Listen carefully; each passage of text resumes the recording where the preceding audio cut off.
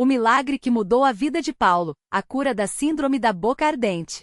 Paulo tinha apenas 9 anos, mas já conhecia o peso de uma dor que muitos adultos não suportariam. Desde os 7, ele sofria com a síndrome da boca ardente, uma condição rara que fazia sua língua, gengivas e lábios queimarem como se estivessem em chamas. Os médicos não encontravam causa alguma, exames de sangue, biópsias, tudo normal. Os remédios aliviavam por algumas horas, mas a dor voltava com força, pior à noite. Paulo chorava tanto que sua mãe, Dona Maria, passava noites em claro, aplicando compressas geladas na boquinha do filho, enquanto ele se contorcia de agonia. Mãe, parece que tem fogo na minha boca. Não aguento mais. O menino gritava, os olhos cheios de lágrimas. Dona Maria, uma mulher simples que trabalhava como diarista, já havia gasto todas as economias em consultas, remédios e até benzedeiras. O desespero era tanto que ela chegou a pensar em desistir. Até que certo dia, enquanto limpava a casa de uma senhora evangélica, ouviu pela primeira vez sobre a Igreja Universal do Reino de Deus. Minha filha, lá eles oram com fé, e Deus faz milagres. Já vi gente ser curada de coisa pior, disse a patroa, colocando a mão no ombro de Dona Maria. Leva seu menino lá. Deus não abandonou vocês. A primeira visita à igreja, um encontro com a fé. No domingo seguinte, mãe e filho entraram pela primeira vez em um templo da Universal. Paulo, encolhido de dor, seguiu Dona Maria até os bancos da frente. O pastor, um homem de voz firme e olhares penetrantes, falava sobre a fé que move montanhas. Deus não é Deus de meia cura. Ele é o Deus do impossível. Pregava, enquanto as pessoas ao redor levantavam as mãos e clamavam. Paulo sentia a energia daquele lugar. Era diferente de tudo que já havia vivido. No final do culto, quando o pastor chamou os enfermos para orações de libertação, Dona Maria não hesitou. Segurando Paulo pela mão, subiu ao altar. O menino tremia não só de dor, mas de medo do desconhecido. Pastor, meu filho sofre há 2 anos. Os médicos não sabem o que é, e ele não aguenta mais. Suplicou Dona Maria com lágrimas nos olhos. O pastor colocou as mãos na cabeça de Paulo e começou a orar com autoridade espiritual. Em nome de Jesus, eu quebro toda a maldição de doença sobre esta criança. Saia, espírito de dor. O fogo do inferno não tem poder aqui, o fogo que queima é o fogo santo de Deus. Paulo sentiu algo estranho, um calor diferente percorreu seu corpo. Não era a queimação da doença, mas uma sensação de paz. Quando o pastor ungiu sua testa com óleo consagrado, o menino fechou os olhos e, pela primeira vez em meses, não sentiu dor. Mãe, a boca não está doendo. Sussurrou assustado. Dona Maria não acreditou. Tocou o rosto do filho, como se quisesse confirmar que não era sonho. Glória a Deus! Ela gritou, caindo de joelhos. Mas o pastor advertiu. A cura começou, mas a batalha não acabou. Você precisa persistir na fé. Participe da corrente de oração, traga seu dízimo e ofertas, e não falte às vigílias. O inimigo não desiste fácil. A batalha espiritual e a persistência na fé. Dona Maria levou a sério as palavras do pastor. Todos os dias ela e Paulo iam à igreja nas campanhas de fé, nas reuniões de libertação, nas vigílias de madrugada. Paulo, mesmo sendo criança, aprendia rápido. Quando a dor ameaçava voltar, ele mesmo colocava a mão na boca e declarava: em nome de Jesus, a dor não volta. Uma noite, durante uma fogueira santa, o pastor chamou todos os que precisavam de um milagre definitivo. Paulo subiu ao altar novamente, desta vez com mais confiança. Enquanto o coro cantava, o sangue de Jesus tem poder. O pastor impôs as mãos sobre ele e ordenou: espírito de enfermidade, solte esta criança agora. Pelo poder do Espírito Santo eu decreto, a cura é permanente. Paulo sentiu como se algo saísse dele, uma pressão, um peso. Quando abriu os olhos, estava completamente livre. Não só a dor havia ido embora, como sua boca estava fresca, normal. Ele sorriu, algo que há muito não fazia sem sentir ardência. Mãe, eu tô curado. De verdade. Ele pulou, abraçando Dona Maria. Os médicos, semanas depois, não encontraram nenhum vestígio da síndrome. É inexplicável, disseram. Mas Paulo e Dona Maria sabiam a verdade, Deus havia operado o milagre. A transformação e a lição de vida. Hoje Paulo tem 13 anos e é um guerreiro de fé. Ele ajuda na igreja, participa dos grupos de crianças e sempre testemunha. Deus me curou, e Ele pode curar qualquer um. Só precisa ter fé e não desistir. Dona Maria, que antes vivia no desespero, agora é dizimista fiel e já viu outros milagres em sua vida. Provisão financeira, paz no lar e até a conversão do marido, que antes era alcoólatra. A lição que eles aprenderam é simples, mas poderosa. A fé não é só acreditar, é agir. É ir à igreja mesmo quando dói, é dar o dízimo mesmo quando falta, é clamar em oração mesmo quando parece que Deus não ouve. Porque no momento certo, no altar da Universal, onde a unção de Deus está presente, o impossível se torna real. E Paulo vive para contar: onde os médicos falharam, Deus triunfou. A notícia do milagre de Paulo se espalhou rápido pela comunidade. Muitas mães que antes só viam desespero nos corredores do hospital agora buscavam esperança na igreja. Uma delas era a senhora Ana, que chegava arrasada com o filho Lucas, de 9 anos, diagnosticado com uma doença rara nos ossos.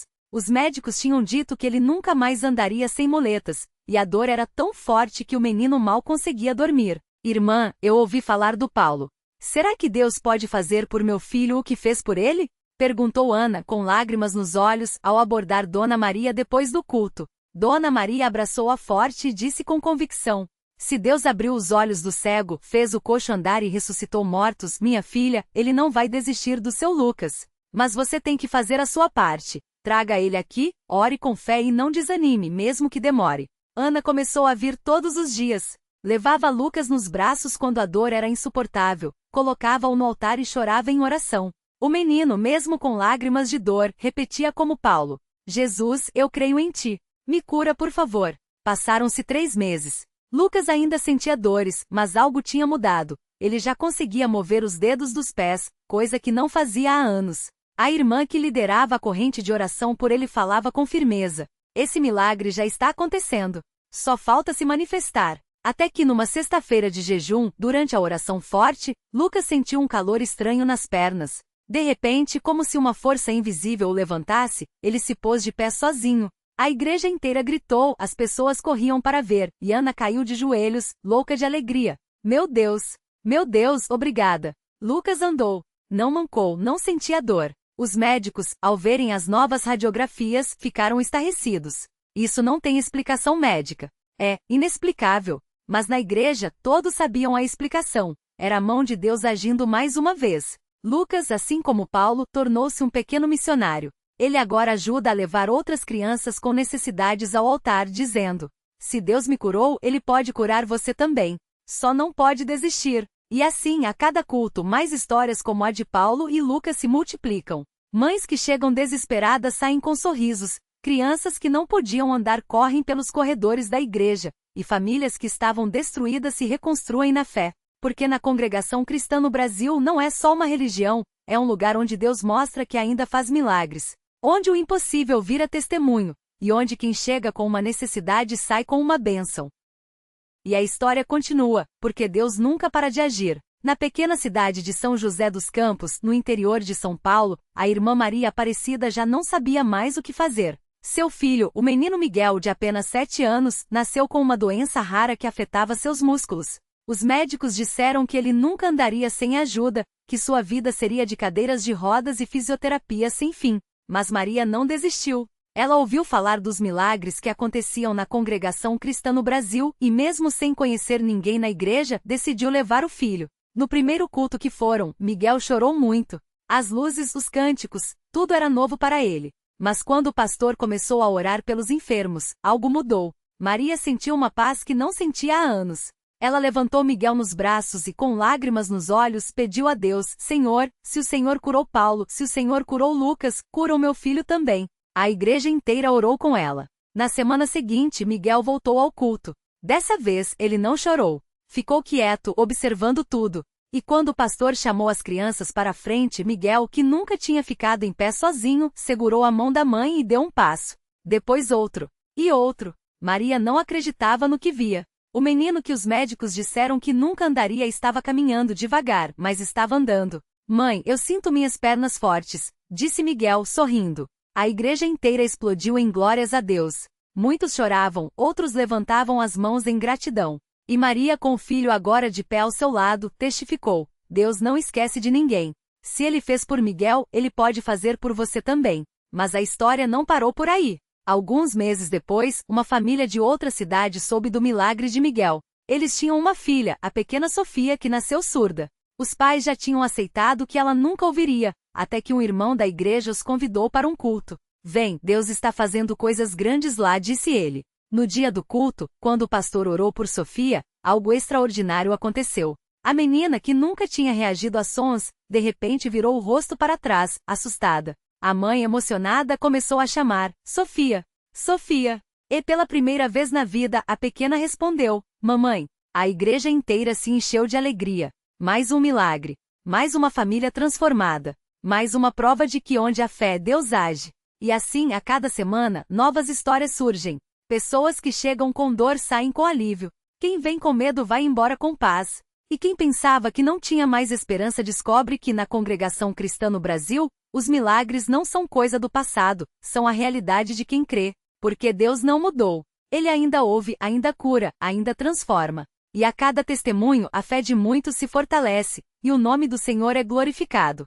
A história continua, porque Deus nunca para de amar. Naquela mesma noite, enquanto a família de Sofia ainda comemorava o milagre do outro lado da cidade, um homem chamado Carlos lutava contra uma batalha que parecia impossível. Há 5 anos, ele sofria com uma dor insuportável nas costas, resultado de um acidente de trabalho. Médicos disseram que ele nunca mais andaria direito, que a coluna estava tão comprometida que até sentar era um martírio. As noites eram as piores, o corpo doía, o desespero apertava, e a esperança tinha se esvaído há muito tempo. Sua esposa, Dona Maria, não aguentava mais vê-lo daquele jeito. Um dia, depois de ouvir o testemunho de um vizinho que havia sido curado na congregação, ela insistiu: Vamos só uma vez, meu amor. Não custa tentar. Carlos, cético, respondeu com um suspiro: Já tentei de tudo, Maria. Remédio, fisioterapia, até benzeção. Nada adianta. Mas ela não desistiu. Naquela quarta-feira, com a ajuda dos filhos, conseguiu levá-lo até a igreja. Ele entrou manco, apoiado em uma bengala, o rosto marcado pela dor e pela desilusão. Sentou-se no último banco, longe dos olhares, como se quisesse se esconder de Deus. Mas quando o culto começou e os hinos subiram aos céus, algo dentro dele começou a tremer. Não era dor, era uma estranha paz. Quando o irmão que presidia fez o chamado para a oração pelos enfermos, Dona Maria segurou sua mão com força. Vem, Carlos. Deus está aqui. Ele resistiu no início, mas algo puxou. Arrastando os pés, chegou até a frente, onde irmãos e irmãs o rodearam em oração. Mãos se levantaram sobre ele, vozes clamavam em uníssono. Carlos fechou os olhos, e pela primeira vez em anos, permitiu-se chorar. Não eram lágrimas de dor, mas de rendição. Senhor, se o Senhor existe, me ajuda, sussurrou. E então aconteceu. Um calor intenso percorreu sua coluna, como se mãos invisíveis estivessem ajustando cada vértebra no lugar. Carlos sentiu os joelhos tremendo não de fraqueza, mas de uma força nova. De repente, uma voz dentro dele disse: Levanta. Ele hesitou com medo de cair, mas quando tentou se apoiar na bengala, percebeu que não precisava mais dela. Com lágrimas escorrendo, largou a bengala no chão e deu um passo. Depois outro. E outro. A igreja explodiu em glórias a Deus. Carlos andava. Não apenas caminhava, ele corria, pulava, abraçava a esposa como se fosse a primeira vez. Estou curado! Estou curado! Gritava, enquanto irmãos choravam ao seu redor. Dona Maria caiu de joelhos, agradecendo. Os filhos, que só conheciam o pai doente, agora ouviam sorrir sem sombra de dor. Naquela noite, Carlos não foi embora sozinho. Levaram consigo 3 famílias que estavam na igreja pela primeira vez, impactadas pelo que viram. Uma delas era a de uma jovem chamada Ana, que há meses lutava contra uma depressão tão profunda que já havia pensado em desistir da vida. Ao ver a cura de Carlos, algo em seu coração se quebrou, não de tristeza, mas de esperança.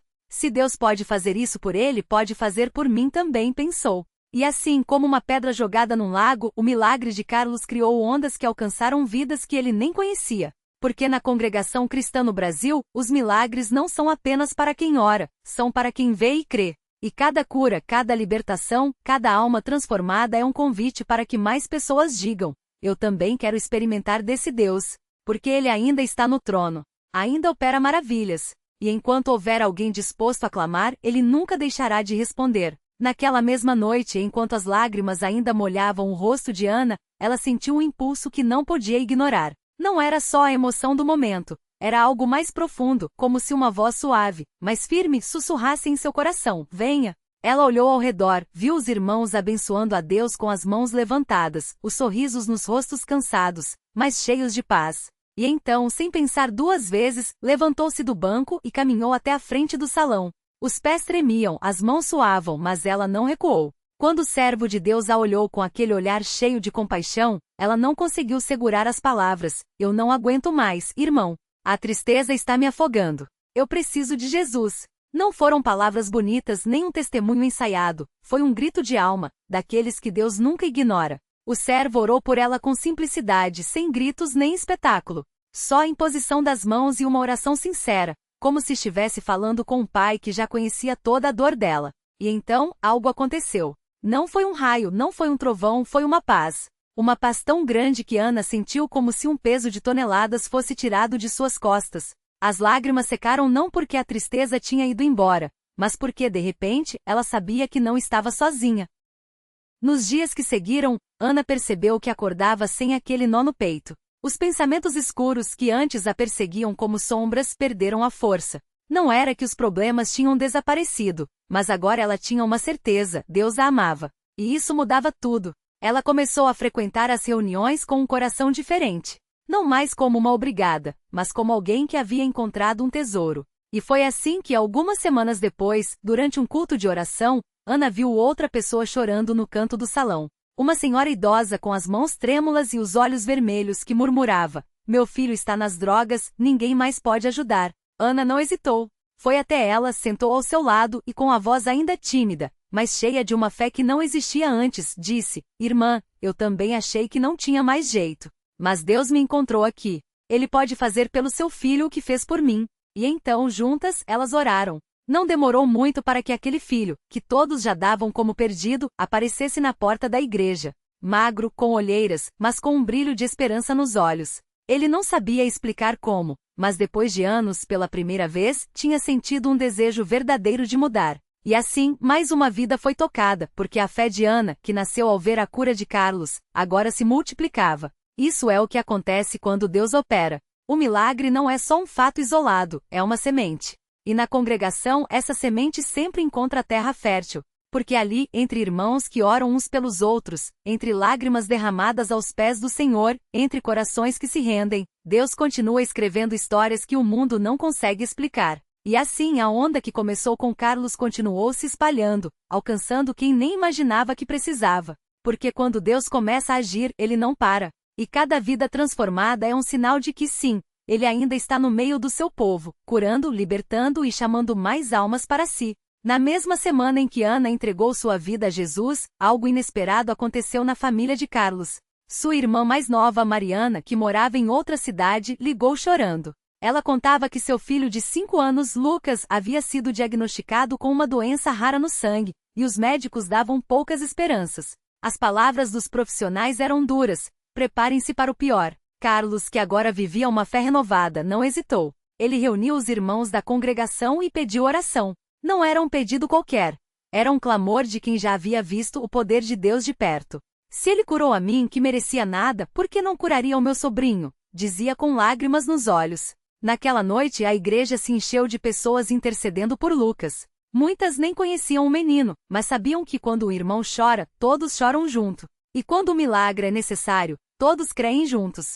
As mãos se levantaram, os corações se uniram, e o nome de Jesus foi clamado com uma fé que não aceitava um não como resposta. Enquanto isso, a centenas de quilômetros dali, Mariana, que nunca havia pisado numa congregação, sentiu algo estranho. Uma paz que não vinha dos médicos, nem das palavras de conforto dos amigos. Era como se uma voz sussurrasse em seu coração: confie. Ela não entendia, mas, pela primeira vez, orou. Não com palavras bonitas, mas com o desespero de uma mãe: Senhor, se o Senhor existe, salva o meu filho. Eu não sei orar, mas o Senhor sabe ouvir. 3 dias depois, os exames de Lucas surpreenderam a todos. Os números que antes assustavam agora estavam normais. Os médicos coçavam a cabeça, murmurando sobre remissão espontânea, mas Mariana sabia a verdade. Ela ligou para Carlos entre lágrimas: irmão, foi Deus. Eu não tenho dúvida. E eu quero conhecer esse Deus que faz isso.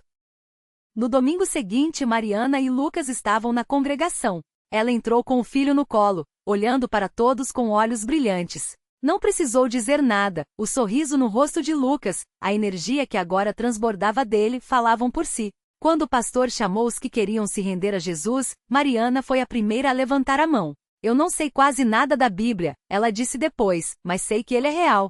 E se ele pode fazer isso pelo meu filho, eu quero que ele faça em mim também. E assim o milagre de Carlos, que havia tocado Ana, agora alcançava Mariana e Lucas. Mas Deus não pararia por aí. Porque na congregação, quando uma vida é transformada, ela vira um farol. E faróis não brilham só para si, eles iluminam o caminho de outros que ainda estão no escuro. Nas semanas seguintes, vizinhos de Mariana começaram a perguntar sobre a mudança dela. Colegas de trabalho notaram que ela não era mais a mesma. E o que começou como uma história de dor se tornou um testemunho que atraía mais e mais pessoas. Alguns vinham por curiosidade, outros por desesperança, mas todos encontravam a mesma coisa: um Deus que não apenas ouve, mas age. Um Deus que não apenas promete, mas cumpre. E assim como uma pedra jogada num lago, os efeitos daquele primeiro milagre continuavam se espalhando em círculos cada vez maiores. Porque quando Deus começa a trabalhar, Ele não faz pelas metade. E na congregação cristã no Brasil, Ele encontra um povo que está pronto para crer, para obedecer e para ver a sua glória se manifestar, hoje, amanhã e sempre. O milagre completo. 1 ano depois daquele dia, Mariana voltou ao mesmo hospital, mas desta vez não como paciente, e sim acompanhada de dezenas de pessoas que, como ela, haviam encontrado esperança onde só havia desespero. O médico que a atendeu naquela noite, incrédulo, revisou seus exames. Os tumores haviam desaparecido sem explicação médica. Isso não é ciência, é algo maior, admitiu, com a voz embargada. Mas o verdadeiro milagre não estava apenas na cura de Mariana, e sim nas vidas que ela tocou. A mulher que antes se escondia nas sombras agora iluminava caminhos.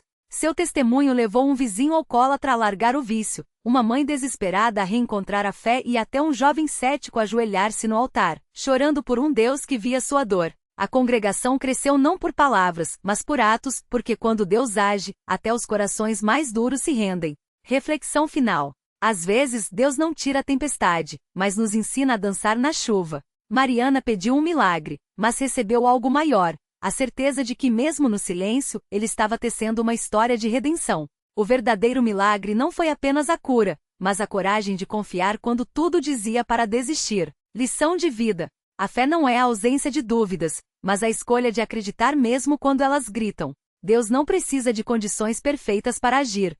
Ele precisa de um coração disposto a dizer: aqui estou, usa-me. E quando isso acontece, até o impossível se curva aos seus pés.